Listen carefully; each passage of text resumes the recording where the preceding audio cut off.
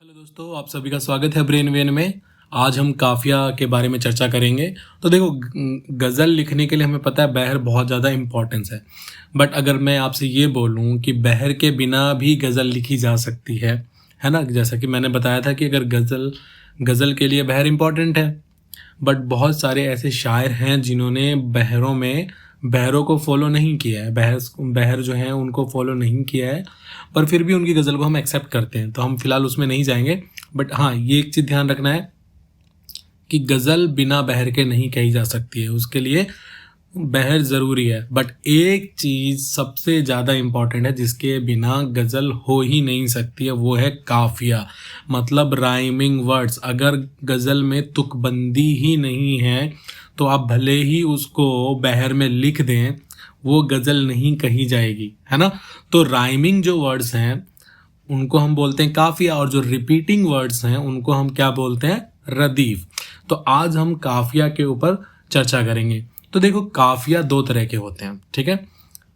कैसे क्लासिफाई करते हैं कि वो जो काफिये में जो हमारा मूल शब्द है वो किस पे खत्म हो रहा है, वो किसी स्वर पे खत्म हो रहा है या किसी व्यंजन पे खत्म हो रहा है, ठीक है। तो अगर आखिरी अक्षर किसी काफिया का किसी स्वर पे खत्म हो रहा है तुकबंदी में, जैसे आ, ई, ऊ, ए, औ, चंद्र बिंदु, आ, ये सब, तो उन सब को बोलते हैं स्वर काफिया। और अगर व्यंजन पे, जैसे सिर्फ एक व्यंजन पे, जैसे भर, कर, मर, इन सभी को हम बोलते हैं व्यंजन काफिया, ठीक है। तो देखो, काफिया एक बहुत ही बड़ा टॉपिक है, बट इसको मैं आपके लिए सिंप्लीफाई करने की कोशिश करूंगा, ठीक है। और एक ट्रिक बताऊंगा जिससे हम काफिया बिल्कुल करेक्टली पता कर सकते हैं, ठीक है। और अगर आपको इसके बारे में और जानना है डीप में तो कमेंट बॉक्स में ज़रूर बताइएगा, तो मैं काफिया के ऊपर और भी विस्तार से चर्चा करूंगा, ठीक है। तो आगे बढ़ते हैं।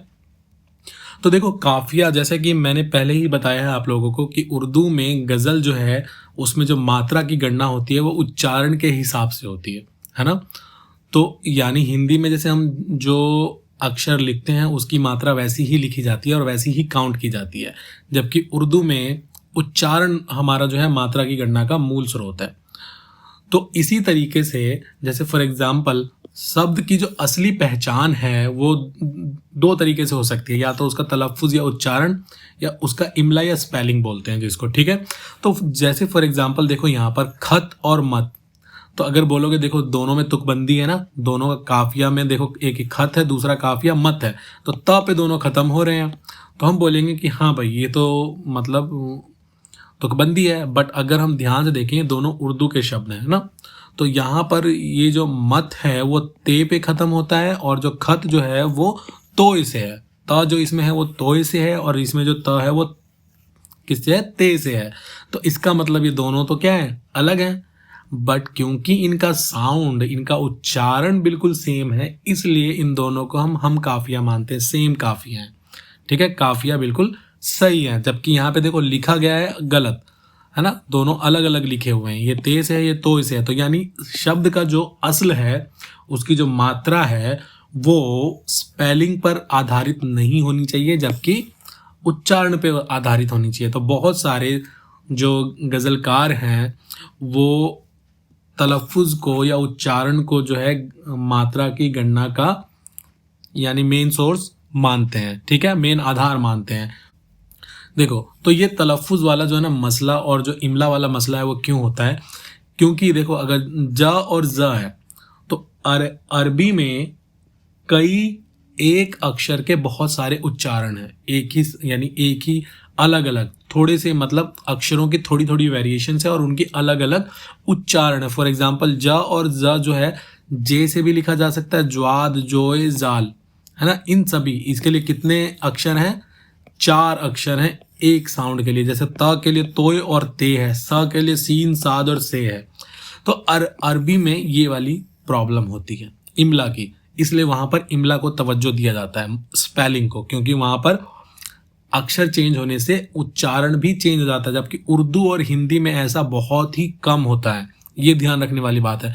तो क्योंकि हम गज़ल यहाँ पर उर्दू और हिंदी में लिख रहे हैं, देवनागरी लिपि में लिख रहे हैं, इसलिए ये वाली चीज़ जो है हमारे लिए ज़्यादा इम्पोर्टेंट नहीं रह जाती है। ठीक है। और उर्दू में भी अगर आप उर्दू भी छोड़ दें, हिंदी में ज़्यादा लिखते हैं तो ये वाली जो प्रॉब्लम है वो मायने नहीं रखती है, क्योंकि हिंदी में बहुत कम, ऐसा है ही नहीं, हर शब्द का एक पर्टिकुलर उच्चारण है ना, हर शब्द का, हर एक अक्षर का एक खास उच्चारण है ना। ऐसा नहीं कि हाँ एक ही शब्द के दो अलग अलग उच्चारण है, ऐसा नहीं है, या एक ही साउंड के लिए अलग अलग लेटर्स हैं हमारे पास, ऐसा भी नहीं है, ठीक है।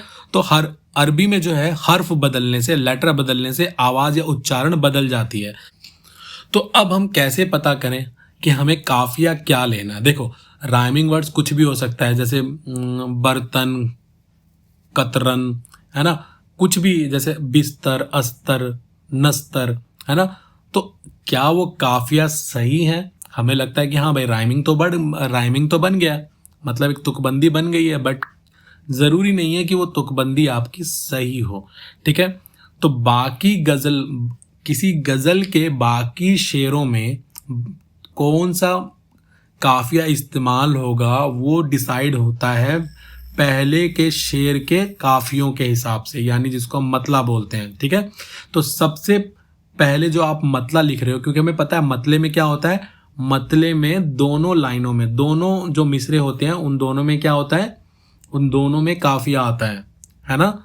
जबकि बाकी शेरों में जो है सिर्फ दूसरी लाइन में काफिया आता है। जिसको समझ में नहीं आ रहा वो मेरी पहली वीडियो देख लेगा कि गज़ल का स्ट्रक्चर कैसा होता है, फॉर्मेट कैसा होता है।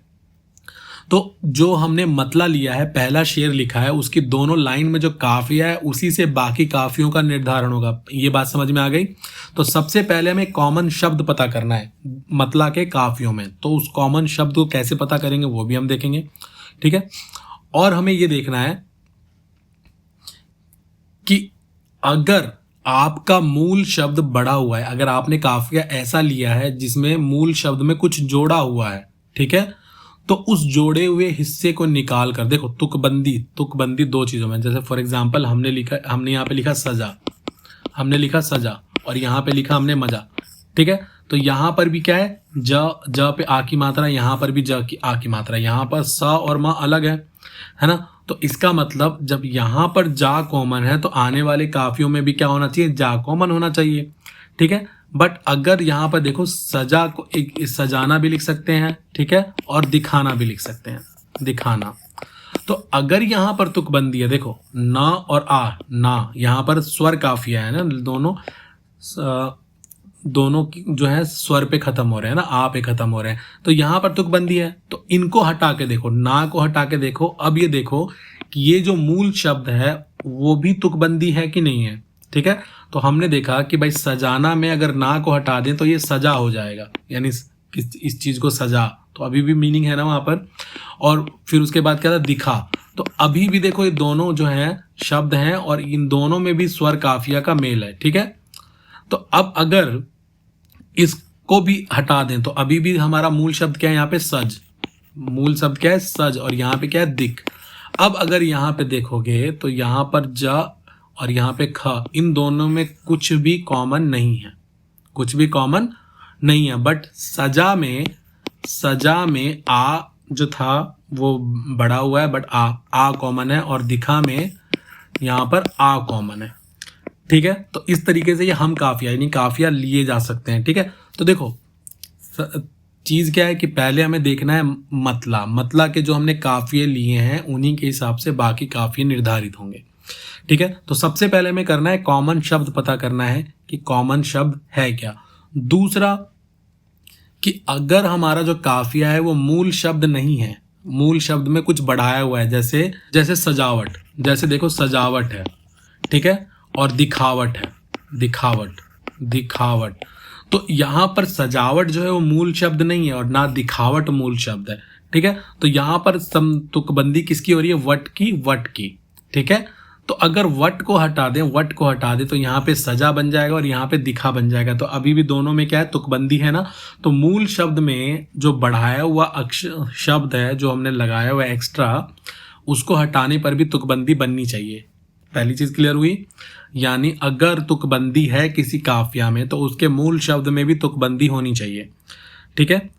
और अगर मूल शब्द में तुकबंदी नहीं है तो बढ़ाए हुए शब्द को हटाने के बाद एक जो काफिया है वो निरर्थक हो जाना चाहिए, उसका ग्रामर चेंज हो जाना चाहिए। पुल्लिंग है तो स्त्रीलिंग बन जाए, या उसका मीनिंग वो मीनिंगलेस हो जाए। ठीक है, क्या समझ में आया? समझ में ये आया कि अगर हमने कहीं पे जैसे मूली, ठीक है, सूली, अगर मैंने ये लिया है काफिया, तो मैं पहले ये देखूंगा कि किसमें मूल शब्द क्या है। यहाँ पर देखो तुकबंदी तो हो रही है, यहाँ पे भी ल पे ई की मात्रा है, यहाँ पे भी ल की मात्रा है, यहाँ पे तुकबंदी है, बट अब मैं देखूंगा कि मूल शब्द क्या है। तो मूली, सॉरी, यहाँ पे बड़ी यू की मात्रा आएगी, मूली। तो मूल का मतलब क्या होता है? अलग चीज होती है। मूल मतलब होता है क्या? रूट, है ना, मूल, मेन। तो मूल ये हो गया, जबकि सूली एक अलग चीज है और सूल का कोई मतलब होता नहीं है, सूल एक अलग चीज है। तो इसका मतलब मूली और सूली जो है ऑलरेडी क्या है? एक रूट है, मतलब क्या है? एक मूल शब्द है। मूली और सूली, क्योंकि ल पे ई की मात्रा हटा देने पर मूल और सूल जैसी कोई चीज होती, मूल एक अलग हो गया, ठीक है, और सूल। बट यहाँ पर देखो, मूल में से अगर ई हटा भी रहे हो, ठीक है, तो सूल यहाँ पर भी ल की तुकबंदी तो है ही, है ना। तो मैंने क्या बोला, अगर किसी काफिया में हमने कुछ वर्ड्स ऐड किए हैं, ठीक है, विशेषण कुछ ऐड कर दिया, जैसे दिखावट, सजावट, है ना, सजाकर, दिखाकर, इस टाइप की चीजें अगर हमने घबराना, घबराना ना ऐड कर दिया, तो इस टाइप की जब एडिशन हमने की है तो उसकी वजह से तुकबंदी है, तो उसके मूल शब्द में भी तुकबंदी होनी चाहिए। तो मूल शब्द हमें पहले देखना है। फिर अगर मान लो कि मूल शब्द, एक का मूल शब्द तो सही है, मतलब वही मीनिंग है, बट एक का ग्रामर चेंज हो जाता है, मतलब मायने ही चेंज हो जाता है, तो उसका मायने ही नहीं है, तो भी वहां पर वो चल जाएगा। ठीक है, तो तुकबंदी अगर काफिया में है तो उसके मूल शब्द में भी होना चाहिए, और अगर तुकबंदी काफिया में है बट उसके मूल शब्द में नहीं है, तो एक मूल शब्द जो है वो अर्थलेस होना चाहिए, मीनिंगलेस होना चाहिए। ठीक है, या उसका ग्रामर चेंज हो जाना चाहिए। क्लियर हो गया? ओके, तो इसको हम समझेंगे, तो ये ध्यान रखना है। देखो, अब तो तुकांतता शब्द कैसे पता करें, मतलब कॉमन शब्द कैसे पता करें। ठीक है, तो इसके लिए देखो मेरी एक गजल है, उसका हम देखते हैं काफिया हमने कैसे सेलेक्ट किया है। तो जैसे गजल है, गैर मुमकिन है तू बुरा न करे, अपने महबूब से जफा न करे, इतनी बर्बाद शख्सियत है तेरी, तू किसी को मिले खुदा न करे, इश्क मोहताज है अकीदत का, बेअकीदत दुआ शिफा न करे, हम तुझे भूलना तो चाहे मगर, बेवफाई की दिल खता न करे। और ये थोड़ा सा देखो हंसना, मतलब हंसना जरूरी है, जस्ट ये मैंने ऐसे मजाक में लिखा था, दिल अगर तेरे जैसे होते हों, ऐसे दिल से लगी गधा न करे, लोग कहते हैं सच लिखो हाकिम, एक तो कहता है सच लिखा ना करे। तो देखो यहाँ पर सबसे पहले हम देखते हैं कि काफिया हमारा क्या है। तो ये हमारा मतला है, यानी गजल के पहले शेर को हम बोलते हैं मतला। क्लियर हो गया? तो यहाँ पर देखो, ना करे जो है ये क्या है? ये रदीफ है, कॉमन वर्ड्स हैं, रिपीटिंग वर्ड्स हैं। ठीक है, अब बुरा, जफा, छुरा, दुरा, ये सब क्या है? ये काफिया हैं। तो अब देखो यहाँ पर रा, और यहाँ तो रा है नहीं, तो ये कैसे ले लिया भाई? तो देखो यहाँ पर ये बुरा है और यहाँ पे जफा है, तो इसमें क्या है? तुकबंदी किस चीज की हो रही है? कॉमन क्या है? आ की मात्रा है, हमें अंतिम से चलना है। तो अगर मैं बुरा को लिखना चाहूं तो पहले बा पे अगर मैं बुरा को लिखूं तो बा है, फिर छोटी ऊ है ना, ये बू हो गया, प्लस रे है, प्लस आ है, ऐसे है ना। इसका संधि विच्छेद करेंगे तो ऐसे आएगा, बुरा आ, है ना, बुरा। तो अब हमें ऐसे ही नेक्स्ट वाले को भी लिखना है, जफा। तो जफा को कैसे लिखोगे?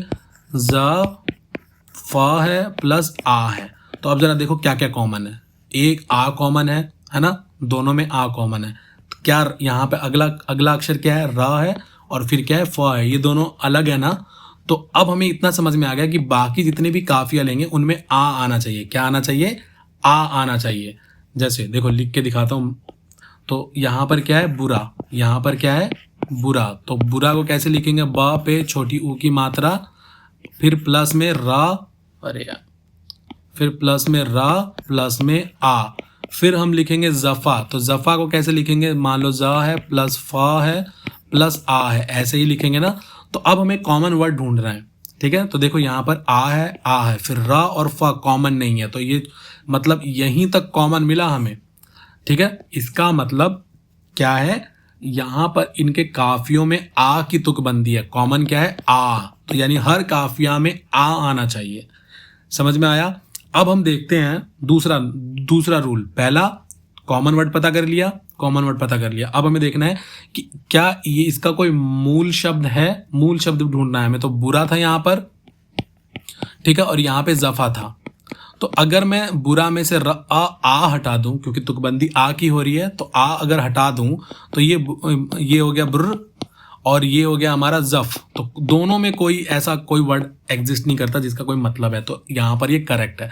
मैंने क्या बोला था, दूसरा रूल क्या था कि अगर आपका काफिया में तुकबंदी है, कोई कॉमन वर्ड आता है, तो उसके मूल शब्द में भी कॉमन वर्ड आना चाहिए, ठीक है, बिना मायने चेंज हुए। अगर मतलब, तो दूसरा रूल क्या है, दूसरा रूल ये है कि अगर हमने कॉमन जो भी तुकबंदी है, राइमिंग जो भी कॉमन वर्ड है, जो भी कॉमन अक्षर है, उसको हटाने के बाद जो मूल शब्द बना उसमें भी तुकबंदी होनी चाहिए, उसमें भी एक तुकांतता होनी चाहिए, तुकबंदी होनी चाहिए, कॉमन वर्ड होना चाहिए, ठीक है। और अगर तुकांतता नहीं है तो वो दोनों ग्रामेटिकली अलग होने चाहिए, ठीक है, वो मीनिंगलेस या उसका ग्रामर चेंज हो जाना चाहिए, ठीक है। अब जैसे देखो, तो इसका मुझे पता लग गया कि अब मैं जितने भी लिखूंगा उसमें जो है आ की मात्रा कॉमन आएगी, इसलिए खुदा, इसमें आ है, ता है, ठीक है, फिर लिखा है। समझ में आया। तो एक और लेते हैं गज़ल। तो ये देखो यहाँ पे एक और मेरी गज़ल है कि ये तेरी बेवफाई भूल जाएं हमसे ना होगा, दिए जख्मों पे तेरे मुस्कुराएं हमसे ना होगा, तुझे पाने की चाहत में गिरे अपनी नज़र से हम, तुझे नूरे नज़र अपनी बनाएं हमसे ना होगा, मोहब्बत की कसम फिर से मोहब्बत हो न पाएगी, दोबारा टूटने को दिल सजाएं हमसे ना होगा। तो यहाँ पर हमें क्या है, मतला को देखना है। सबसे पहले क्या देखना है, मतला। तो देखो रिपीटिंग वर्ड्स को हटा दो, तो ये तो रदीफ हो गया। अब हमें राइमिंग पे आना है। तो यहाँ पे जाएं हैं और यहाँ पे राएं हैं, तो अब हमें अगेन वही लिखना है, संधि विच्छेद करके देखो, ठीक है। स्टार्टिंग में ऐसे करो प्रैक्टिस, फिर धीरे धीरे ये देखो, फिर ए पर है ना बिंदी है, ठीक है, तो ए है। अब यहाँ पे मुस्कुराएं पर भी देखोगे तो देखो मात्रा की गणना तो वैसे ही चलेगी, बट हमें मुस्कुरा प्लस ए है ना। तो अगर इसको तो जाएं को लिखो तो क्या है, जा है, फिर आ है, फिर ए है, फिर उस पे बिंदी है ना। ओके, फिर यहाँ पर भी इसको लिखो मुस्कुराएं, लास्ट से लिखो, इसको भूल जाओ अभी, राएं। तो रा है, फिर आ है, फिर ए है। अब कॉमन ढूंढो, तो देखो बिंदी यहाँ पर भी है, यहाँ पर भी है, तो यानी हर काफिया में बिंदी होनी चाहिए। फिर यहाँ पर क्या है, ए है, तो हर काफिया में ए पे बिंदी होनी चाहिए, है ना। फिर उसके बाद आ भी कॉमन है, तो इसका मतलब क्या होना चाहिए, आ भी आना चाहिए, आ भी आना चाहिए, ए भी आना चाहिए और उस पर बिंदी भी होना चाहिए। फिर देखो जा, यहाँ जा है और यहाँ पे रा है, तो ये अलग हो गया। तो तक तुकबंदी कहाँ तक मिली, कॉमन वर्ड्स कहाँ तक मिले, आए, कॉमन वर्ड क्या आया हमारे, आए, क्लियर हो गया। तो अब मैं जितने भी काफिया लूंगा ना, उन सभी में आए कॉमन आना चाहिए, आए आना चाहिए, अदरवाइज हमारा काफिया गलत हो जाएगा। अब हम दूसरा रूल अप्लाई करते हैं कि अब हम देखेंगे मूल शब्द, ठीक है। अगर यहां पर तुकबंदी है तो हम ये देखना चाहते हैं कि क्या ये मूल शब्द है या बढ़ाया हुआ है। तो जाएं, तो मूल देखो, अगर मैं ए हटा दूं यहां से भी, क्योंकि तुकबंदी किसकी है, ए की है, यहां पर पहले तुकबंदी ए की थी, तो अगर मैं ए को हटा देता हूं तो यहाँ पे क्या आ गया, जा, ठीक है। तो जाएं और जा सेम मीनिंग है कि नहीं है, मूल शब्द भी वही मतलब है। मुस्कुराएं, मुस्कुरा, अगेन मूल क्या है, दोनों का सेम मीनिंग है। तो यहाँ पर भी देखो कॉमन है कि नहीं, ये कॉमन वर्ड हटाने के बाद यहाँ पे जा है और यहाँ पे रा है, तो आ की तुकबंदी है कि नहीं है। तो इन दोनों मूल शब्द में तुकबंदी है। अगर दोनों मूल शब्द में तुकबंदी नहीं होती बड़े हुए अक्षर को हटाकर, क्योंकि ये इसमें ए जो है वो बढ़ाया हुआ शब्द है, मतलब ये हमने एडिशनली ऐड किया है, ठीक है। जैसे मुस्कुराना, जाना, तो एक्चुअली में मूल शब्द क्या है, जा, उसमें हमने ना जोड़ दिया तो जाना, ए जोड़ दिया तो जाएं, है ना। तो मूल शब्द, तो रूल क्या कहता है कि पहले कॉमन शब्द पता कर लो। कॉमन शब्द में अगर तुकबंदी है, मतलब बढ़ाए हुए शब्द में तुकबंदी है, तो उसके मूल शब्द में भी तुकबंदी होनी चाहिए, ठीक है। और अगर ऐसा नहीं है तो दोनों का मतलब चेंज, मतलब किसी एक काफिये का मतलब चेंज हो जाना चाहिए या मीनिंगलेस हो जाना चाहिए, ठीक है। तो हमने देखा ए हटा दिया, आए हटा दिया, क्या था, सॉरी, कॉमन वर्ड क्या था, कॉमन वर्ड इन दोनों में क्या है, आए हैं, आए। तो आए हटाने के बाद देखो मूल शब्द क्या बचता है, ठीक है। तो आए हटा दिया तो यहां पे बच गया जा और यहां पे बच गया मुस्कर, मुस्कुर, ठीक है, ओके। तो यहां पर हमें पता लग गया ए को हटाने के बाद यहां जा बच गया और यहां पे मुस्कुरा बच गया। तो दोनों में अभी भी तुकबंदी है ना, आ की, स्वर, स्वर जो है जा पे आ की मात्रा है और यहां पे र पे आ की मात्रा है, तो अभी भी तुकबंदी है, ठीक है। तो ये ध्यान रखना है। और अगर चलो यहां पे भी तुकबंदी, अब तुम कहोगे कि आ ए कॉमन था, कॉमन वर्ड आए हैं, तो ठीक है, दोनों में से आए हटा दो, आए, तो यहां बच गया जा और यहां बच गया मुस्कर, मुस्कुर, है ना, मुस्कुर बच गया। तो दोनों का कोई मतलब नहीं है, जा का कोई मतलब नहीं होता अकेले और मुस्कुर कोई शब्द ही नहीं होता। तो हमने क्या देखा, यहाँ पर जब यहाँ जा बच गया और यहाँ पे लम, यहाँ पे क्या है, र बच रहा है, तो दोनों में तो कोई तुकबंदी है नहीं, है ना। मतलब हमने जब बढ़ाए हुए शब्द को हटा दिया तो तुकबंदी नहीं बन रही है, बट इन दोनों का मतलब भी कोई नहीं बन रहा है, तो इसका मतलब ये काफिया हमारा सही है। तो रूल को एक बार दोबारा से सुनो। पहला क्या है, कॉमन शब्द पता करना है। दूसरा, अगर वो शब्द बढ़ाया हुआ है, ठीक है, उस शब्द में कुछ मूल शब्द में जोड़कर कुछ बनाया हुआ काफिया है, तो उस मूल शब्द, तो उस काफिये, उस तुकबंदी को, कॉमन शब्द को हटाने के बाद जो हमारा मूल शब्द बना उसमें भी तुकबंदी होनी चाहिए, ठीक है। और अगर तुकबंदी नहीं है तो उनमें से एक मीनिंगलेस हो जाना चाहिए या उसका ग्रामर चेंज हो जाए, उसके मायने चेंज हो जाए, ठीक है। तो इससे पता लग गया आए जो है हर काफिये में आएगा, तो इसलिए देखो बनाए, आए कॉमन है ना, आए, कैसे बनाए, कैसे लिखोगे, ब फिर ना फिर आ फिर ए, तो देखो आए कॉमन है कि नहीं है ना। तो ये बनाए, बसाए, खटाएं, कुछ भी हो सकता है। इसी तरीके से जाएं, फिर बुझाएं, लगाएं, यहां से क्लियर हुआ, ठीक है। एक दो एग्जाम्पल और लिखेंगे तो हमारा एक क्लियर हो जाएगा, ठीक है। तो देखो यहाँ पे एक गजल है, उम्र की किस्तें अदा कैसे करूं, मौत की कीमत पता कैसे करूं, लोग कहते हैं कि मैं खुदगर्ज हूं, दिल जला हूं, मैं वफा कैसे करूं, जिस्म पर हैं जुल्म के अब तक निशान, मुस्कुराने की खता कैसे करूं, मेरे दुश्मन भी बड़े दिलदार हैं, फिर मैं यारों से दगा कैसे करूं, ठीक है। शहर की आबो हवा बीमार है, इस घुटन में मैं दवा कैसे करूं। तो देखो यहाँ पर अब हमें पता करना है कि कॉमन शब्द क्या है। तो देखो यहाँ पर अदा है और पता है, तो पहले लिखो अदा को कैसे लिखोगे, आ प्लस द प्लस आ, है ना। फिर पता को कैसे लिखोगे, पा प्लस त प्लस आ। तो अब कॉमन शब्द ढूंढो, कॉमन अक्षर ढूंढो। तो आ कॉमन है, बिल्कुल दोनों में कॉमन है, और यहाँ पे द और यहाँ पे त है, तो कोई भी कुछ भी कॉमन नहीं है ना, दोनों में कोई भी चीज कॉमन नहीं है। तो यहाँ पे कॉमन क्या हो गया, आ कॉमन हुआ, सिर्फ आ कॉमन, ठीक है। अब मुझे पता करना है दूसरा रूल, कि अब मुझे ये पता करना है कि क्या ये मूल शब्द है अदा या पता, मूल शब्द है कि नहीं है। या अगर मूल शब्द नहीं है तो भाई इसमें से जो हमारा जो कॉमन आया है उसको हटाने के बाद मूल शब्द में भी तुकबंदी होनी चाहिए। तो अदा और पता, जरा आ हटा दो तो ये हो गया अद और ये हो गया पत, कोई मतलब नहीं है ना। इसका मतलब ये ऑलरेडी एक मूल शब्द है, क्योंकि मूल शब्द में से, मूल शब्द का कुछ ना कुछ मतलब होता है। अगर उसमें से अगर एक्सटेंडेड जो बढ़ाया हुआ अक्षर है उसको हटाने के बाद, ठीक है, अद बच गया तो कोई मतलब ही नहीं है, इसका मतलब ये मूल शब्द है ही नहीं, ठीक है। मतलब मूल शब्द यही है, पता और अदा ही मूल शब्द है। तो देखो मूल शब्द, दोनों मूल शब्द थे, पता भी एक मूल शब्द है, अदा भी एक मूल शब्द है, और ये दोनों में काफिया क्या है, स्वर काफिया, दोनों में आ की तुकबंदी है। क्लियर हुआ। तो अब जितने भी मैं काफिया लूंगा ना, जैसे वफा, उसमें आ पे ही एंड होगा, वो आ पे, दगा, खता। क्लियर हुआ, ओके। अब जरा देखो यहाँ पर एक और गजल लेते हैं, कोई उसको पता बता देना, रास्ता कब्र का दिखा देना, देख पाए मुझे वो फुर्सत से, कब्र से धूल तुम हटा देना। तो यहाँ पर देखो अब मुझे वही करना है, यहाँ पे पता है और यहाँ पे दिखा है। तो पता को कैसे लिखेंगे, प लिखेंगे प्लस त लिखेंगे प्लस आ लिखेंगे, ठीक है। और दिखा को कैसे लिखेंगे, द लिखेंगे, फिर उस पे ई की मात्रा लिखेंगे, है ना, छोटी ई की मात्रा दी, और फिर ख लिखेंगे, फिर आ लिखेंगे। तो कॉमन क्या है, आ कॉमन है और त, यहाँ पर त है और यहाँ पे ख है, तो दोनों बिल्कुल अलग है, तो दोनों में कॉमन क्या हुआ, आ। आ की मात्रा दोनों में कॉमन है, तो बाकी काफिया में आ की मात्रा होनी चाहिए। बट अब हम दूसरा रूल भी चेक करेंगे कि आ की मात्रा, आ कॉमन जो शब्द है, कॉमन अक्षर जो आया है, उसको हटाने पे हमें क्या मिलता है, जो मूल शब्द मिलता है कि नहीं मिलता। और अगर मूल शब्द मिलता है, कोई मूल शब्द है उसमें, तो उसमें भी तुकबंदी है कि नहीं है, ठीक है। और तुकबंदी नहीं है तो मात्रा हटाने के बाद जो हमने जो बढ़ाया हुआ है अक्षर है उसको हटाने के बाद एक निरर्थक हो जाना चाहिए, मीनिंगलेस हो जाना चाहिए। तो अगर बता में आ हटा दें तो ये हो गया बत, और दिखा में अगर आ हटा दें तो दिख। तो दिख का तो मतलब होता है दिख, है ना, दिखना, दिख।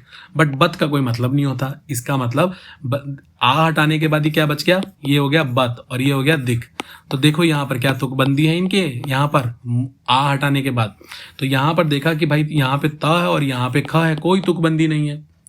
इसका मतलब कौन सा रूल लग गया, क्योंकि ये मूल शब्द जो है इनमें से मीनिंगलेस हो गया। जब हमने आ हटा दिया तो बता का बत हो गया, मतलब मीनिंगलेस हो गया, ग्रामर चेंज हो गया, मीनिंग चेंज हो गई, अर्थलेस हो गया, यानी मीनिंगलेस हो गया, ठीक है। जबकि दिखा में वो चीज रही, दिखा में आ हटाने पे दिख रहा, दिख तो शब्द रहा, ये मूल तो है ही, तो ये वैलिड है। तो एक काफिया जो है निरर्थक हो जाना चाहिए अगर तुकबंदी नहीं है, मतलब कॉमन शब्द को हटाने के बाद। तो तुकबंदी हर जगह होनी चाहिए, तुकबंदी बढ़ाए हुए शब्द के साथ भी तुकबंदी होनी चाहिए और उसको हटाने के बाद भी तुकबंदी होनी चाहिए। और अगर तुकबंदी नहीं है तो एक का मतलब बिल्कुल अलग हो जाना चाहिए, ठीक है, मीनिंगलेस हो जाना चाहिए, ग्रामर चेंज हो जाना चाहिए। फीमेल है तो मेल हो जाए, मेल तो ये। फॉर एग्जाम्पल ध्यान से देखो, जैसे एक लड़के का नाम होता है शकील, है ना, शकील, और लड़की का नाम होता है शकीला।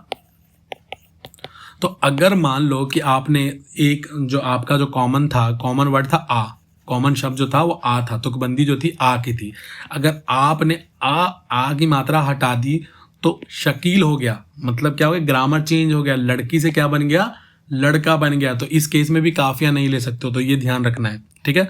ओके, तो अब मुझे पता लग गया सब में आ आना चाहिए। तो देखो हटा, भूला, तो इससे पहले क्या है उससे फर्क नहीं पड़ता, ठीक है। तो देखो यहाँ पे बा है, यहाँ पे द पे ई की मात्रा, क्योंकि यहाँ तक कॉमन था ही नहीं, तो कॉमन तो हमारा सिर्फ यहीं तक है, तो तुकबंदी हमारी सिर्फ यहीं तक होगी। यहाँ पर दुखा, रुखा, सुखा कुछ भी हो सकता है, ठीक है, सिर्फ तुकबंदी यहाँ की होगी। क्लियर हुआ। एक और देखते हैं। मतलब निकल गया तो मतलब वो पूछते हैं, जो बावफा कभी थे उल्फत वो बेचते हैं, अहदे वफा पे जिनको पहले कभी यकीन था, अहले वफा वही अब उल्फत पे थूकते हैं, है ना। तो यहाँ पर देखो, अब यहाँ पर हम देखते हैं कि हमारा काफिया क्या है। तो वो, तो यहाँ पे देखो हैं जो है रदीफ है, फिर यहाँ पे पूछते हैं और यहाँ पे बेचते हैं। तो पहले हम इसको लिखते हैं, पूछते को कैसे लिखोगे, पा पे बड़ी ऊ की मात्रा, ठीक है, फिर छ, फिर ता, फिर ए की मात्रा, है ना, ये होगा। फिर अब बेचते को कैसे लिखोगे, बा पे ए की मात्रा, फिर चा, फिर बेच ते, है ना, पूछ बेच ते, ता, फिर ए। अब कॉमन ढूंढो क्या है, देखो यहाँ पर ए भी कॉमन है, ए भी कॉमन है, फिर यहाँ पे त है, यहाँ पे भी त है, तो अभी तक कॉमन क्या आया, ते कॉमन आया। फिर यहाँ पे डिफरेंट हो गया, यहाँ छ है और यहाँ त है, तो अभी तक कॉमन क्या है, त और ए यानी ते। तो यानी यहाँ पर कॉमन क्या होगा, ते होगा। कॉमन शब्द हमें मिल गया ते। अब हमें ये पता करना है, हम ये मान के चलेंगे कि ये हमारा मूल शब्द नहीं है, ठीक है। तो सिंपल सी बात है, अगर ये बढ़ाया हुआ शब्द है तो मूल शब्द में भी तुकबंदी होनी चाहिए, भले किसी की भी तुकबंदी हो। तुकबंदी जरूरी नहीं कि ते की होनी, कुछ भी हो सकता है। तो अगर ते हटा दूं मैं तो यहाँ पे बच गया पूछ और यहाँ हो गया बेच। ध्यान से देखना, पूछ और यहाँ हो गया बेच। क्लियर है। तो यहाँ पर देखो कि मूल शब्द हमारा पूछ है और यहाँ पे बेच है, सॉरी बेच है। क्या इन दोनों में तुकबंदी है? नहीं है। इन दोनों में तुकबंदी है? नहीं है। और ये मूल शब्द भी है और कोई मतलब भी चेंज नहीं हुआ। यहाँ पे पूछते थे, यहाँ पूछ है, यहाँ बेचते थे, यहाँ बेच है। इसका मतलब ये हमारे काफिया नहीं है। ये हमारे काफिया क्या है? गलत है। पूछते और बेचते हम काफिया यूज नहीं कर सकते, ठीक है। बट आजकल ये चीजें अलाउड हैं, ठीक है, क्योंकि आज जैसे मैंने क्या बोला है कि आजकल शायर जो हैं वो उच्चारण को ज्यादा तवज्जो देते हैं स्पेलिंग के कंपैरिजन में, इसलिए ते क्योंकि कॉमन है तो ये वाला चल जाएगा, ठीक है। बट अभी स्टार्टिंग में आपको क्या है, ये वाली चीज़ दिमाग में डालनी है कि पहले आप कॉमन शब्द पता करो, फिर ये मान के चलो कि ये बढ़ाया हुआ शब्द है, ठीक है, और उस बढ़ाए हुए शब्द को हटा के देखो, जो कॉमन शब्द है उसमें से वो हटा के देखो, फिर देखो कि मतलब वही रहता है कि बदलता है। तो हमने देखा पूछते में से ते को हटा दिया, तो देखो यहाँ पे पूछ है और यहाँ पे बेच है ना, पूछ है ना, तो इसका मतलब तो सेम ही रहा। इसका मतलब मूल शब्द पूछते नहीं है और बेचते नहीं है, मूल शब्द क्या है, पूछ है और बेच है, और इन दोनों में कोई तुकबंदी नहीं है। तो इसका मतलब ये काफिया हमें अवॉइड करना चाहिए, ठीक है। हाँ, अगर ऐसा होता कि दोनों में तुकबंदी नहीं है, ठीक है, तो हम एक्सेप्ट कर सकते थे। कब? जब इन दोनों का मीनिंग चेंज हो जाए या इनमें से किसी एक का मीनिंग चेंज हो जाए, ठीक है, ये ध्यान रखना है। बट आजकल इस चीज़ को हम, ठीक है, मतलब बहुत सारे लोग इसको फॉलो नहीं करते हैं, वो सिर्फ साउंड को प्रेफरेंस देते हैं। तो इसलिए मैंने स्टार्टिंग में आपको बताया था, इसलिए ये वाली गज़ल में मैंने ये वाला काफिया लिया है, ताकि आप लोगों को ये पॉइंट भी समझ में आए कि आजकल इस चीज़ पर छूट है, तो आप इसको ले सकते हो। तो अब जितने भी मैं काफिया लूंगा तो उसमें क्या होगा, ते कॉमन आएगा, ते कॉमन आएगा, ढूंढते, चूमते, देखो ते कॉमन है, और खोदते, है ना। इससे पहले क्या है उससे फर्क नहीं पड़ता। क्लियर हुआ? बट कोशिश यही करना है स्टार्टिंग में कि जब हम काफिया सेलेक्ट करें तो पहले हमें कॉमन, ठीक है, तो राइमिंग तो ढूंढनी है, राइमिंग तो होनी चाहिए काफिया में। तो राइमिंग वर्ड हटाने के बाद जो मूल शब्द बचा है उसमें भी तुकबंदी होनी चाहिए, और अगर तुकबंदी नहीं है तो दोनों के मतलब, दोनों में से एक का मतलब बदल जाना चाहिए राइमिंग वर्ड्स हटाने के बाद। क्लियर हो गया? इतना सा रूल है, बस इसको याद रखना है। अब एक और देखो, बात दिल की अगर बता देते हम तुझे खुद ब खुद भुला देते। तो यहाँ पर बता है और यहाँ पे भुला है, तो अगर मैं बता को लिखूं तो कैसे लिखूंगा, ब त और आ, है ना। अभी हम कॉमन वर्ड ढूंढ रहे हैं। भुला को कैसे लिखूंगा, भा, फिर ऊ की छोटी ऊ की मात्रा, फिर ल प्लस आ। तो देखो कॉमन कहाँ तक है, आ कॉमन है दोनों में, फिर त और ल दोनों अलग हो गए, तो सिर्फ आ की तुकबंदी है, यानी कॉमन हमारा क्या है, आ कॉमन है। अब हमें पता करना है कि अगर हम ये मान के चलेंगे कि ये हमारा मूल शब्द नहीं है, इसमें हमने आ जो है वो बढ़ाया हुआ है, तो अब आ को हटा कर देखते हैं, ठीक है, कि क्या ये मूल शब्द है। ठीक है, तो मूल शब्द का मतलब बदलता नहीं है। जैसे जैसे खाना, जैसे दिखावा, है ना, दिखावा मतलब एक जैसा ही है ना, मतलब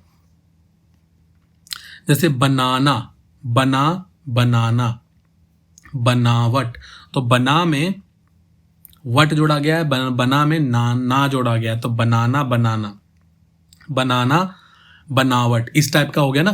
तो हम मान के चल रहे हैं कि भाई आ जो कॉमन आया है वो एक बढ़ाया हुआ अक्षर था, तो हम हटा देते हैं इसको, आ की मात्रा हटा दो यहां से। ये हो गया बत, और ये हो गया भूल। ध्यान से देखो, भूल। अब यहां पे हमने देखा कि दोनों में कोई तुकबंदी नहीं है, ठीक है, तो इसका मतलब ये काफिया नहीं हो सकता। बट क्योंकि देखो जब हमने ये कॉमन वर्ड हटा दिया तो ये दोनों मीनिंगलेस होंगे। बत का भी कोई मतलब नहीं होता, भूल का भी कोई मतलब, इसका मतलब ये काफिया सही है। इसका मतलब ये काफिया हमारा क्या है, सही है। क्योंकि देखो अगेन दोबारा से रूल बता रहा हूं, पहले हमें कॉमन शब्द ढूंढना है, ढूंढ लिया, फिर हम मान के चलेंगे कि ये हमारा जो है वो बढ़ाया हुआ शब्द है, तो उसमें से उसको हटा दो, फिर देखो क्या बचा आपका, बत और भूला। मैंने क्या बताया, पहला रूल क्या है कि अगर आपके काफिया में तुकबंदी है तो उसके मूल शब्द में भी तुकबंदी होनी चाहिए, पहला रूल, ठीक है। दूसरा, अगर तुकबंदी नहीं है तो दोनों में से एक का मतलब चेंज हो जाना चाहिए कॉमन वर्ड को हटाने के बाद, तो मतलब ही चेंज हो गया, दोनों के मतलब हो गए, दोनों निरर्थक बन गए, है ना। तो इसलिए अब सब में आ होना चाहिए, पता, बुझा, मिटा। क्लियर हो गया? एक और देखते हैं, कुछ तुम्हारे गए कुछ हमारे गए, इस मोहब्बत में सबके निवाले गए। अब यहाँ पर देखते हैं क्या कॉमन है, ये गए गए तो है, क्या है, रदीफ है, तो हमारे और निवाले पे आ जाओ। तो हमारे को कैसे लिखोगे, हा, मा, पे फिर आ की मात्रा, फिर रा, फिर ए, यही होगा ना, हमारे।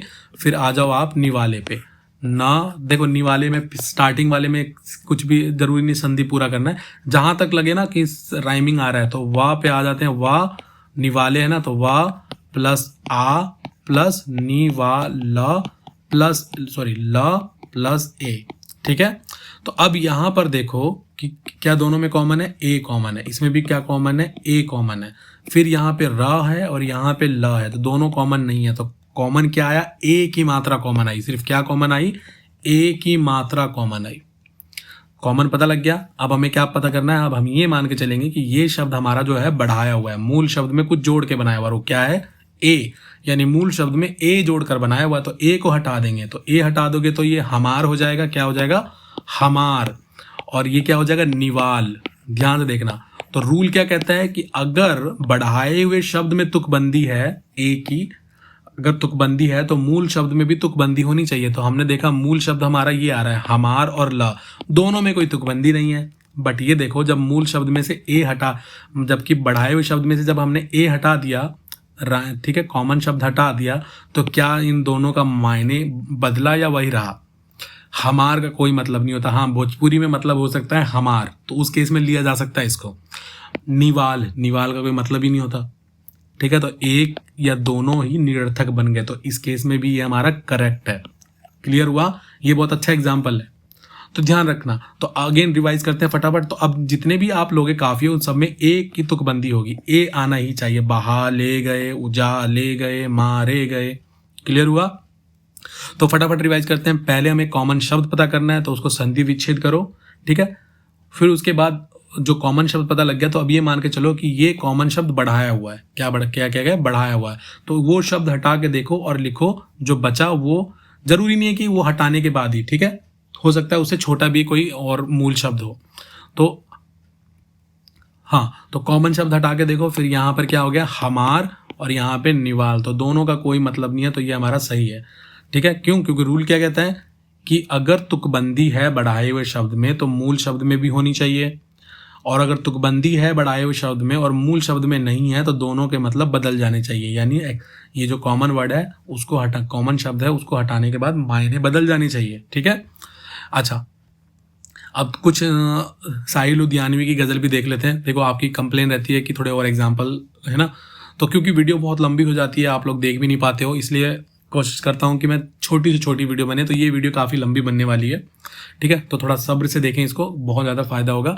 तो देखा है जिंदगी कुछ इतने करीब से, चेहरे तमाम लगने लगे हैं अजीब से। तो यहाँ पे देखो, साथ साथ जो से जो है वो क्या है, रदीफ है, ठीक है, और हमारा जो काफिया क्या है, करीब और अजीब। तो जरा देख लेते हैं, का पे रा की मात्रा, रा है, फिर बड़ी ई की मात्रा है, और फिर बा है ना। फिर यहाँ पे अजीब में क्या है, आ है, फिर जा है, फिर उसमें बड़ी ई की मात्रा है, फिर बा है। हाँ, तो यहाँ पर देखो दोनों में बा है, तो बा तो कॉमन ही होगा, बा दोनों में कॉमन है, ठीक है। फिर यहाँ पे बड़ी ई की मात्रा है, फिर यहाँ पे भी बड़ी ई की मात्रा है, तो क्या कॉमन हो गया, ईब। अभी तक क्या कॉमन आया, ईब। क्या कॉमन आया, ईब। फिर यहाँ क्या है, सा है, यहाँ पे रा है, और यहाँ पे जा, ये डिफरेंट हो गया। तो अब जितने भी काफिया लूंगा ना, उन सभी में ईब कॉमन होना चाहिए, ईब कॉमन होना चाहिए, या ई की बड़ी ई की मात्रा और ये कॉमन होना चाहिए। क्लियर हुआ। अब हमें देखना है कि क्या भाई ये मूल शब्द है, तो हम ये मान के चलते हैं कि ईब जो है वो क्या है, बढ़ाया हुआ शब्द है, ठीक है। तो चलो, जरूरी नहीं, देखो यहाँ पर क्योंकि ये बड़ा कॉमन शब्द दो शब्दों से मिलकर बना हुआ है, तो हम एक शब्द भी निकाल दें तो चल जाएगा हमारा काम। सिर्फ बा हटा दो, करी, करीब में से बा हटा दो, करी, और अजीब में से बा हटा दो, अजी। तो क्या मतलब वही रहा, करीब बिल्कुल अलग वर्ड बन गया, अज करो, करी, ठीक है। और अजी, अजी तो चलो होता है ना, किसी को हम अजी बोलते हैं, जैसे जी और अजी, है ना। तो बट एक का मतलब तो मीनिंगलेस हो गया।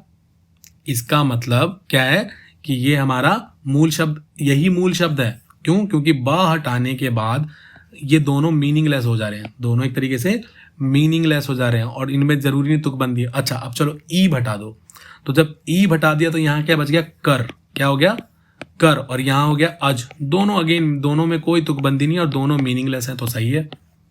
तुकबंदी नहीं है तो मीनिंगलेस होने चाहिए। एक तुकबंदी है, अगर बढ़ाए हुए शब्द में तुकबंदी है तो उसको हटाने के बाद भी तुकबंदी होनी चाहिए, पहली।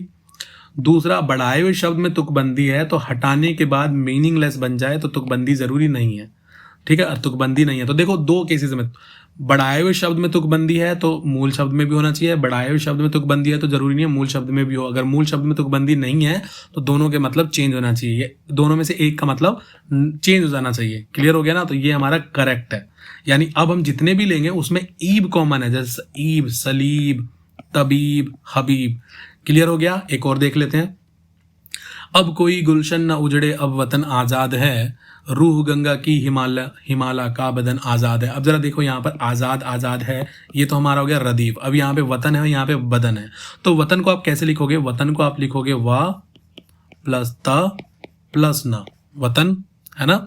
फिर बदन बा प्लस द प्लस न। तो कॉमन क्या है यहाँ पर? दोनों में न कॉमन है। क्या कॉमन है? न कॉमन है। फिर दोनों में त और द कॉमन है।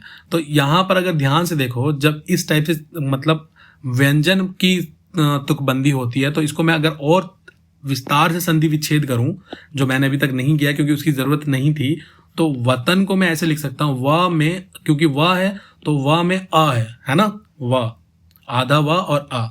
इसी तरीके से त और फिर अ है, फिर न है, फिर एक तरीके से, तो लास्ट वाले को हमें याद नहीं रखना है, सिर्फ ऐसे याद रखो त है अ है, और आधा भी याद रखने की जरूरत नहीं है, सिर्फ हमें समझना है कि कॉमन कैसे निकालना है। फिर बदन को कैसे लिखोगे? बा, फिर आ है, फिर द है, फिर आ है, फिर न है। ऐसे सब में भी कर सकते हो, बट मैंने बताया नहीं है। ये सिर्फ किसके लिए है? अगर हमारा काफिया जो है ना स्वर पे खत्म होता, सॉरी व्यंजन पे खत्म होता है, ठीक है, किसी मात्रा पे खत्म नहीं होता, स्वर पे खत्म नहीं होता, आ ई उ इन सब पर, ठीक है। तो देखो इनमें कॉमन क्या है? ना कॉमन है और यहाँ पे अ कॉमन है। त पे तो दोनों में तुकबंदी है ही नहीं, तो यहाँ छोड़ दो, सिर्फ ये। तो इसका मतलब कॉमन वर्ड क्या आया? अन आया। क्या कॉमन वर्ड आया? अन।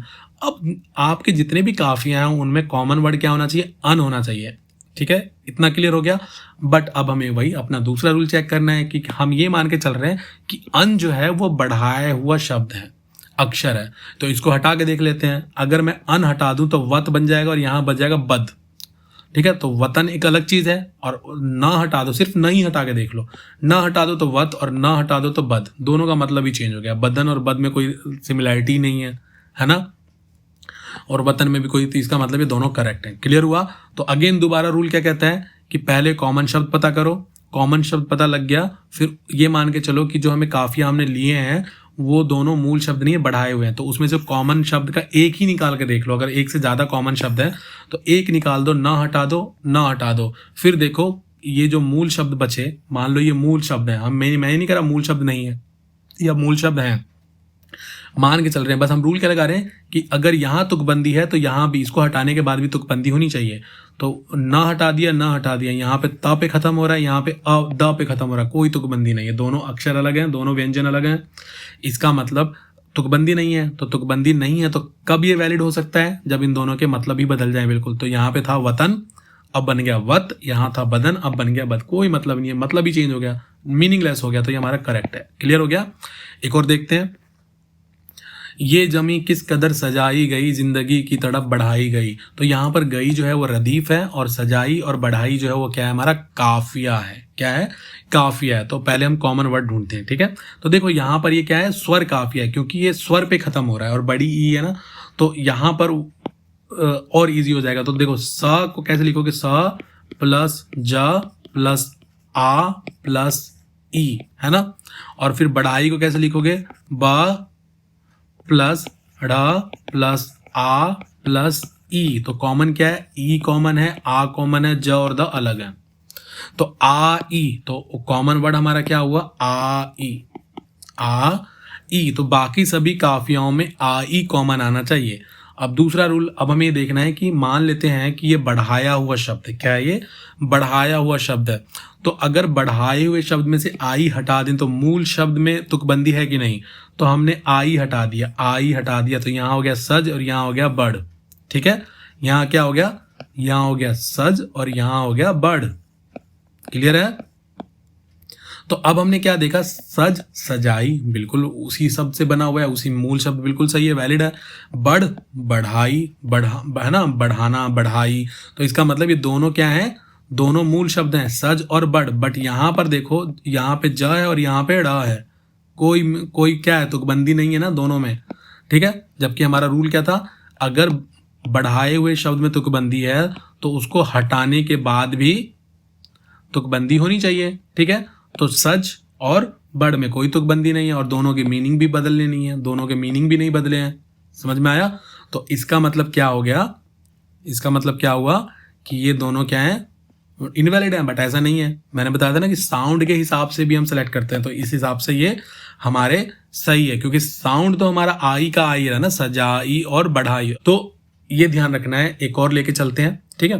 तक देखो, मेरी तकदीर में जलना है तो जल जाऊंगा, तेरा वादा तो नहीं हूं जो बदल जाऊंगा। तो यहाँ पर देखो जाऊंगा, जाऊंगा जो है वो क्या है, ये दोनों रदीफ हैं। अब यहाँ पे जल और यहाँ पे बदल है, तो जल को कैसे लिखोगे आप, ज प्लस ल, है ना, और बदल को कैसे लिखोगे, ब द बदल प्लस ल, ये ना। तो दोनों में कॉमन क्या है, ल। तो इसका मतलब ल कॉमन नहीं होना चाहिए। अब देखो, क्योंकि जब मैंने बोला है कि जब व्यंजन काफिया हो, मतलब व्यंजन की सिमिलैरिटी हो ल, तो इसको हमें और एक्सटेंडेड फॉर्म में लिखना है, जा प्लस अ, ज हो गया प्लस ल, क्योंकि आधा आधा होता है ना एक तरीके से, तो अ, ठीक है। इसी तरीके से बदल, ब प्लस ब द प्लस ल और प्लस अ, है ना। तो अब देखो क्या कॉमन है, तो क्योंकि अ कॉमन था और ल कॉमन है, ल, तो ल तो कॉमन हो गया। ये क्या इन दोनों से मिलके क्या बना, ल, इन दोनों से मिलके क्या बना, ल, ठीक है। अब उसके बाद क्या है, बद, ब को भी यहाँ पे अ लिखना था। अब यहाँ पे क्या है, यहाँ पे अ है और यहाँ पे क्या है, द को भी, यहाँ को इसको भी करेक्ट लिख देता हूँ थोड़ा सा, बदल। तो बदल कैसे लिखेंगे, ब प्लस द प्लस अ, है ना। तो यहाँ पे ल कॉमन है और यहाँ अ है और यहाँ पे भी आ, तो कॉमन क्या होना चाहिए, अल होना चाहिए। क्या होना चाहिए, कॉमन अल होना चाहिए। कॉमन यहाँ पे क्या होगा, अल, अल, अल। देखो बहुत सिंपल सा है। पहले देखो ल सेम है, तो ये क्या है, व्यंजन पे सिमिलैरिटी है, व्यंजन की तुकबंदी है ल। फिर उससे पहले देखो क्या ज है और यहाँ पे द है, तो दोनों में कॉमन क्या है, आ। दोनों में क्या कॉमन है, आ, तो क्या कॉमन होगा, अल, ठीक है। तो धीरे धीरे प्रैक्टिस, अब क्या है, सोचना नहीं पड़ेगा। ल गया, ला कॉमन है, फिर ये ज है, द है, क्योंकि दोनों ये अलग हैं तो इसमें आ कॉमन होगा, ठीक है। दोनों कॉमन डिफरेंट है तो आ कॉमन है, क्योंकि कोई मात्रा नहीं है तो आ तो होता ही है। हर व्यंजन में आ होता है, हर व्यंजन में आ होता है, ठीक है। तो अल कॉमन है, तो अब जितने भी मैं लूंगा वो अल होने चाहिए, उसमें अल होने चाहिए। जैसे पिघल अल, अल, निकल अल, संभल अल। अब हमारा सवाल वही है कि भाई अल लगाने के बाद हम मान के चल रहे हैं कि ये हमारा जो है क्या है, एक बढ़ाया हुआ शब्द है, तो अल हटाने के बाद क्या बच जाएगा, अल। तो ज और ब, ये तो क्या है, ये तो अल्फाबेट से इनका मायने ही बदल गया बिल्कुल, है ना। तो ये तरीके से हमारा वैलिड है, ठीक है। तो आजकल जो है ये सारी चीज़ें चल जाती हैं। आपका मतलब अगर रूल मतलब फॉलो नहीं भी हो रहा है, साउंड सेम होना चाहिए, ठीक है। जैसे यहाँ पे देखो सुरूर और गुरूर, तो अगर मैं कॉमन वर्ड ढूंढूं तो रा कॉमन है, रा कॉमन है, रू कॉमन है, रू कॉमन है, तो रूर तो कॉमन होना ही चाहिए। फिर यहाँ पे देखो सा ऊ है, सू है, तो सा कैसे होता है, सा और ऊ, तो यहाँ पे भी ऊ कॉमन है और यहाँ पे भी क्या, गा ऊ, है ना, गा और ऊ कॉमन है, तो उरूर कॉमन है। कॉमन क्या हो गया यहाँ पर, उरूर, छोटा ऊ और रूर, उरूर कॉमन है। तो अब सभी में ना उरूर कॉमन होना चाहिए। क्या होना चाहिए, उरूर कॉमन होना चाहिए एक हिसाब से, ठीक है।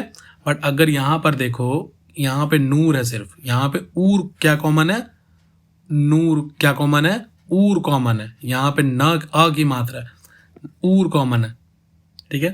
तो क्योंकि यहाँ पे क्या था कि यहाँ पर क्या था, तीन, यहाँ पे ये जो कॉमन वर्ड है हमारा तीन शब्दों से मिलकर बना हुआ है, तो ध्यान रखना है तीसरा शब्द मैच करे जरूरी नहीं है, ठीक है। दो शब्दों की एक की तो जरूरी है, कंपलसरी है, दूसरा भी हमारा क्या होना चाहिए, मैच करना चाहिए। दो से ज्यादा जो है तीसरा डिफरेंट हो सकता है, ये ध्यान रखना है, ये रूल। तो ये थोड़ा मतलब थोड़ा सा जब थोड़ा सा तकनीकी है, तो अगर हमारा जो कॉमन शब्द है उसमें दो से ज्यादा है तो तीसरा ना भी मैच करे तो भी हमारा काम बन जाएगा। दो जरूरी है, स्टार्टिंग के दो जो है वो मैच करने जरूरी हैं। देखो बाकी में जरूर लिखा हुआ है ना, जरूर, और शऊर, शऊर लिखा हुआ है, तो यहाँ पर रूर, ऊर तो कॉमन है, ठीक है, रूर कॉमन है, ठीक है। यहाँ पे र और यहाँ पे र, तो रूर होना चाहिए था, ठीक है।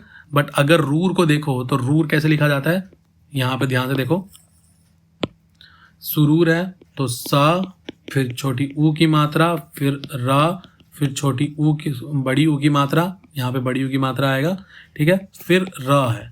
फिर गुरूर कैसे लिखा जाएगा, गा, ठीक है, फिर छोटी ऊ की मात्रा, फिर र है, फिर बड़ी ऊ की मात्रा, फिर र है। तो यहाँ देखो र कॉमन है, यहाँ पे र कॉमन है, यहाँ पे ऊ कॉमन है, यहाँ पे ऊ कॉमन है, फिर यहाँ र। तो एक तरीके से कॉमन वर्ड क्या हुआ, रऊर हो गया। बट मैंने क्या बोला अभी कि दो से ज़्यादा समतुकांतता हम देखते ही नहीं है। दो अक्षर से ज़्यादा की समतुकांतता कोई मतलब नहीं रखती है, ठीक है। दो अक्षर तक ही होना चाहिए, ठीक है। ठीक है, अगर इस पे और आपको इन्फॉर्मेशन चाहिए हो तो कमेंट बॉक्स में बताइएगा कि ताकि मैं नेक्स्ट वीडियो में इस चीज़ को आपको बताऊं कि जो काफिया में होते हैं, काफिया के चार पद होते हैं, ठीक है। हमें दो में कॉमन तुकांतता देखनी होती है बेसिकली, ठीक है। आपके लिए इतना ज़रूरी है।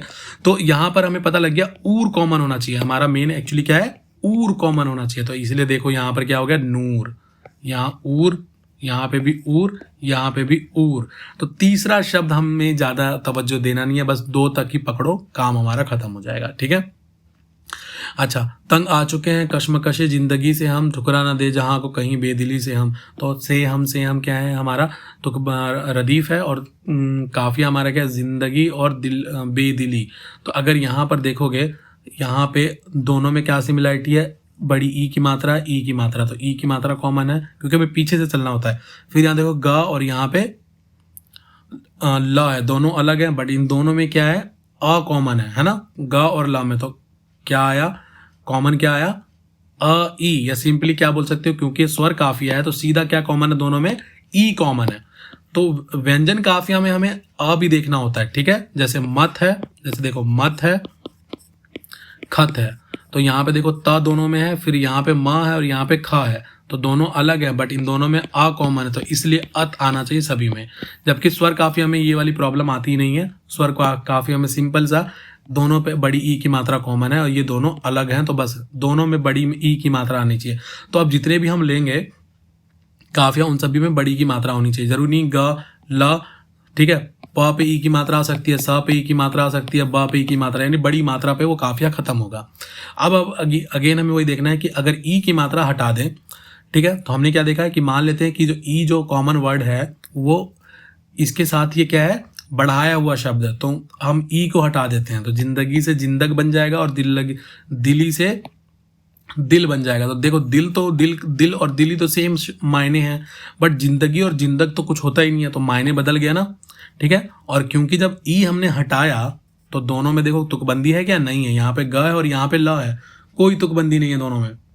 तो जब तुकबंदी नहीं है तो एक का मायने बदलना चाहिए ना, तो बदल गया। देखो जिंदगी से जिंदग हो गया, जिंदग कुछ होता ही नहीं है। इस तरीके से हम काफिया का पता करते हैं। तो जो हम गजल की पहली लाइन मतला लिखते हैं, यानी पहला जो शेर लिखते हैं मतला, उसमें जो काफिया यूज करते हैं उसी के हिसाब से बाकी काफियाओं का निर्धारण होता है। तो पहला रूल हमारा क्या था, पहला रूल है कि पहले कॉमन शब्द ढूंढो, दो से ज़्यादा नहीं रखने हमें।